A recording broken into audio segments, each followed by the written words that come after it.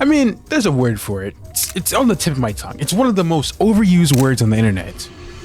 Riz. Like, it's short for charisma, but I feel like most people that use the word don't even know that. Like, even in use, it doesn't make sense. Like, rizzing someone up. You're charisming a person up. What the hell are you talking about? Oh, I guess you can use cringe too. I recently did a video about Fnaf ships, yapping about all the wacky fake relationships clinically online and insane preteens make between fictional robot mascots. You should check it out, by the way. It's one of my new era videos. What's distinct about the new era? The videos are actually watchable. But self-promotion aside, one ship that was more common than others was Foxy X Mangle. I mean, yeah, according to the top 100 Fnaf ships, Foxy X Mangle was second to Foxy X Bonnie. But I truly believe that's boxy propaganda. Does Bonnie X Foxy have it on 187 video playlist compiling every piece of cursed shipping material that's ever been posted on YouTube? No, I think the hell not. So it's obvious that this ship is the most popular Fnaf ship overall, and on paper it makes sense. One has the cool boy colors, the other has the girly colors. That means they're dating.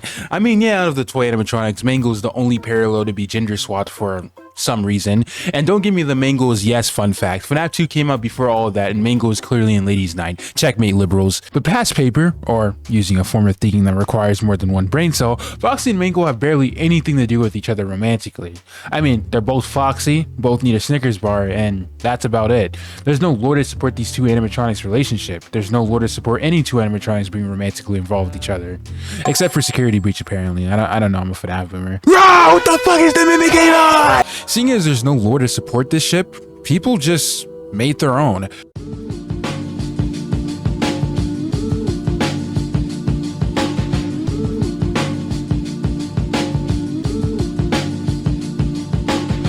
$24,000 views, 199,000 views, 169,000 views, 1.3 million.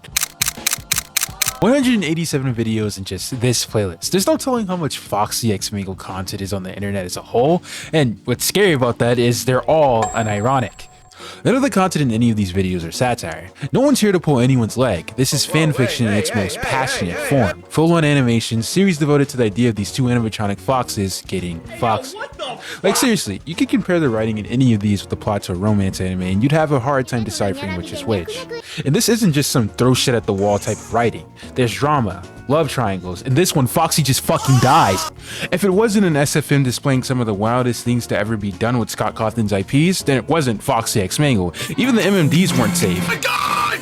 Oh my god, oh my god, oh my god, what the hell is that? There was way more passion put into this than needed, and if it wasn't passion, if this was all for clicks, then it was time.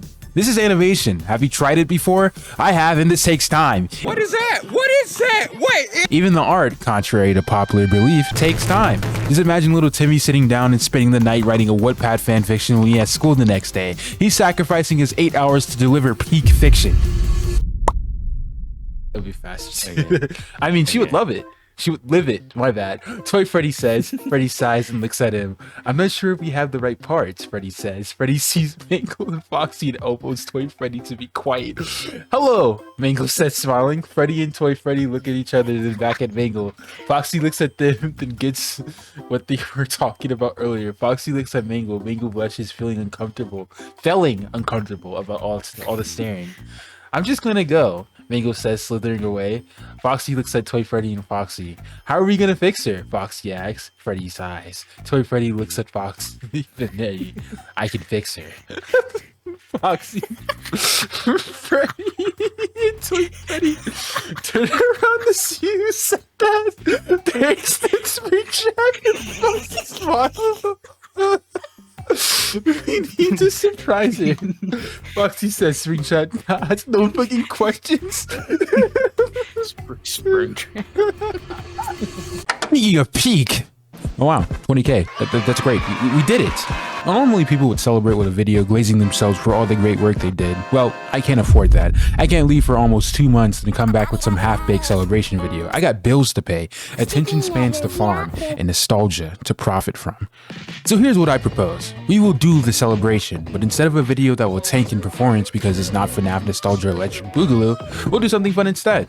I want your hottest Fnaf takes. Takes that will have you like this or this. And I whip them all together and probably have a video about it next week. Just leave them in the comments below. But without further ado, It's hard to say why certain fandoms cling onto certain ships. For Undertale, it's Sans x Frisk. In My Hero Academia, it's Bakugo x Midoriya. More recently, in the Amazing Digital Circus, it's just Pomni. Like seriously, people really want to see this jester go get fucked. I mean, I don't need to explain what's wrong with shipping 2 animatronics in this universe. Dead children, robots, an overcomplicated lore that's lost its charm half a decade ago. What the fuck is the mimicking? Scotty never said they could do this, but it doesn't matter what Scott says. Everyone is gonna ignore what he says. I ignore what he says. He said sister location is canon. I still refuse to believe that. So what do people do when the story of the media doesn't conform to their own personal fantasies? They create AUs, or they just create video essays. But focusing on the former, by far the most popular medium to vent out the Foxy X Mingle fever was SFMs, a close second being flip notes because it's more common for little Timmy to have access to a tablet than a Steam account. SFMs were wild. I mean, most were low effort, but there was some passion put into this. More often than not, a lot of these SFMs became full series on their own, or were full series and devoted an entire episode of said series to Foxy and Mangle. A lot of these series did take themselves seriously. It's just the execution is really poor. Yes, the content of these were questionable and some random, but believe it or not, there was consistency with some of these videos. In Fnaf Fan 126's series about Fnaf dares, Dare 8 is for Foxy the Fix Mangle, while Dare 10 is for Foxy the Kiss Mangle. Well, get this, William Rabbit Official has a similar series. His Dare 11 is for Foxy to not only fix Mangle, but also kiss her.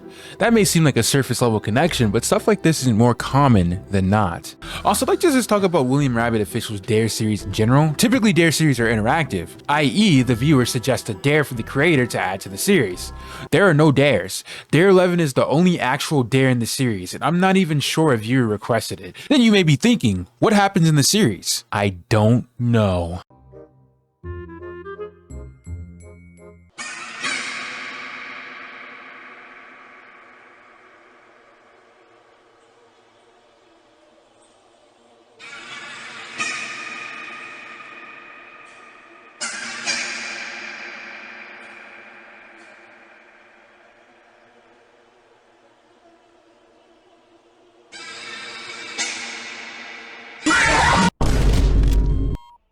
A lot of the 2D animated stuff share a common theme. It usually just starts with Foxy sad, Mangle comes to comfort him, Chica gets mad, and eventually, if the series makes it that long, Springtrap gets involved. There are certain variations, like in this SFM series, Chica is replaced with Toy Chica, and it's a love triangle between Toy Chica, Mangle, and Foxy. This one is particularly wild because in the 3rd episode, they just start throwing hands. Imagine how much hatred you have to have in your heart to tackle someone through a steel door. This door was locked, by the way.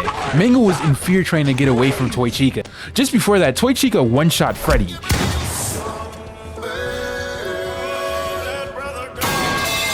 And now that she has Mangle on the ground, she's taking the opportunity to finish the job. You got Foxy over here trying to stop the fight, but gets hit with a punch even Helen Keller could have read. He quite literally missed the QuickTime event. So Toy Chica starts talking trash. She lets Foxy know that she's top 500 globally. Then Mangle comes behind with the command grab, but she misses the QuickTime event and gets body slammed against the wall. She needs a max potion after that one. Toy Chica was about to finish the job until Foxy reminded her he has 6,000 hours on Spy. Well, off to visit your mother.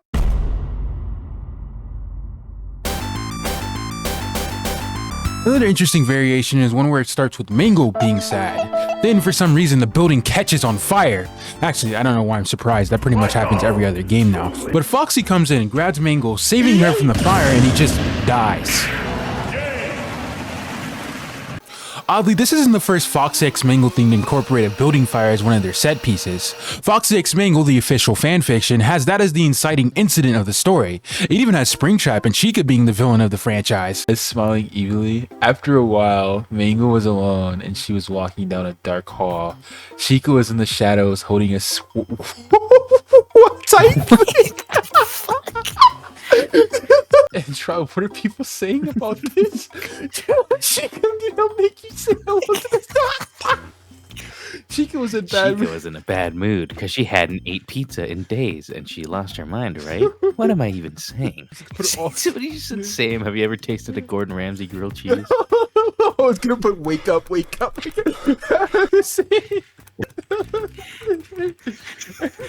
Once in a while.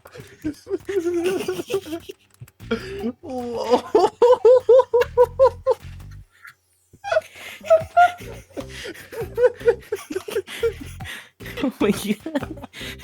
That's probably the best comment we've left. It's clear there's some consistency here. Out of all the videos in the sea of videos discussing this ship, a sizable amount of them follow the same plot beat for beat. Yeah, not all of them did, of course, my favorite of which is one where Mango gets 200 pumped by the soldier from TF2, or you know, the other ones where they have a family.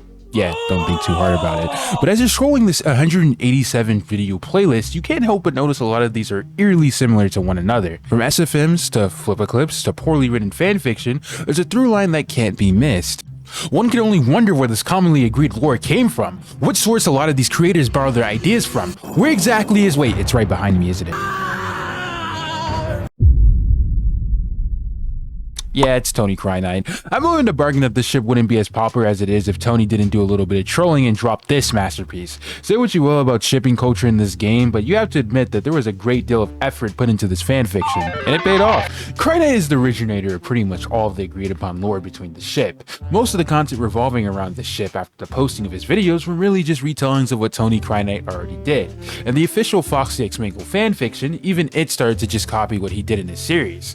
I find this to be odd, because it's weird really. There's dozens of ships for this game for some reason, and yet this is the only one that seems to be agreed upon in how the story unfolds for it. And it's all because one guy said it was so. Tony Krynite put this idea on the table and people just went with it. It also helped that his animation had quality to it. His idea was fully realized. He put in the work to fully animate the project, have a score, and have voice actors.